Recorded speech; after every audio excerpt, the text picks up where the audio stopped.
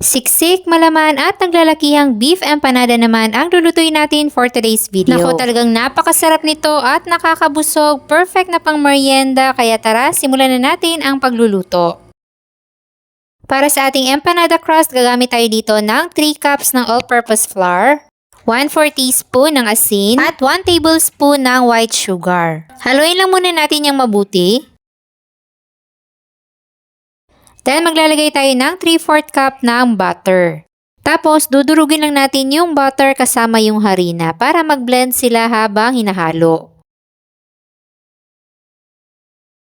Kapag nahalo na natin yung mabuti, mag-a-add na tayo ng 1 cup ng ice cold water. Pero yung paghahalo dito is utay-utay lang.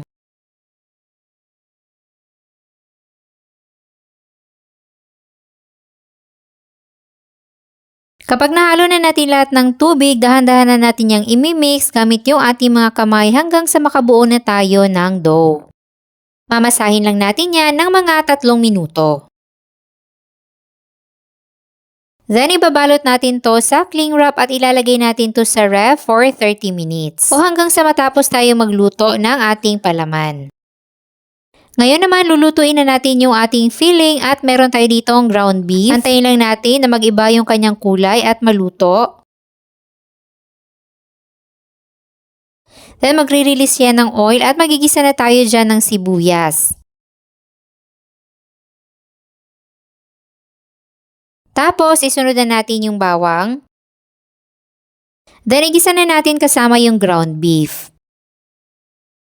Maglalagay din tayo dyan ng konting tubig para ma-deglaze natin at hindi matuyuan yung ating ginigisa.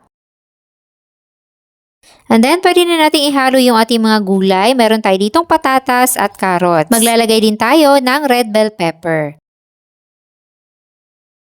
Antayin na lang natin na maluto yung mga gulay. And then, pwede na tayong magtimpla. Lalagyan natin yan ng toyo, konting asin, all-in-one seasoning, at black pepper. Kapag feeling nyo na natutuyuan nyo inyong niluluto, pwede kayong magdagdag ng konting tubig. Then, mix natin yung mabuti. Tapos, maglalagay tayo dyan ng raisins. So, ayan, luto na yung ating palaman. Ngayon naman, babalikan na natin yung ating ginawang dough. Mag-dust muna tayo ng harina sa ating pagmamasahan para hindi dumikit. At ganito lang yung gagawin natin.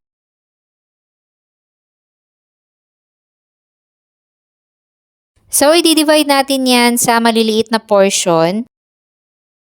At gagawa tayo ng bilog.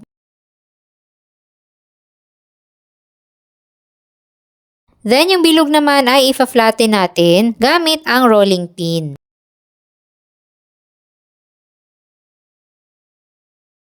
Tapos maglalagay na tayo ng filling dyan sa gitna. At dapat marami yung ating palaman kasi nga malalaking empanada naman itong gagawin natin. Kung gusto niyo naman na mas maliliit, pwedeng liitan nyo lang yung crust at mas maliit din yung palaman na ilalagay nyo. Pagka-seal natin dyan, isisisik natin yung dough dun sa boundary ng ating palaman para wala masyadong hangin sa loob at ikakat lang natin yung mga sobra dito sa gilid. At para mas secure, isiseal natin yung edges gamit yung tinidor. So ayan, ready na tayong magprito. Deep fry lang natin yan sa mainit na mantika at antayin natin na mag-golden brown yung magkabilang side. At kapag ganito na ang itsura, hanguin na natin yan sa mantika.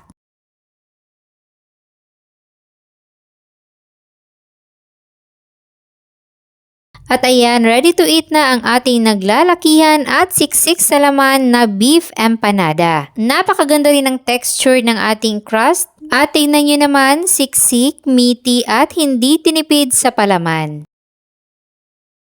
Kaya kung disappointed din kayo sa mga nabibili nyong empanada sa labas, naku, magluto na lang kayo sa bahay. At syempre, kapag gusto nyong magluto, meron tayong kompletong listahan ng mga sangkap dyan sa baba. Enjoy!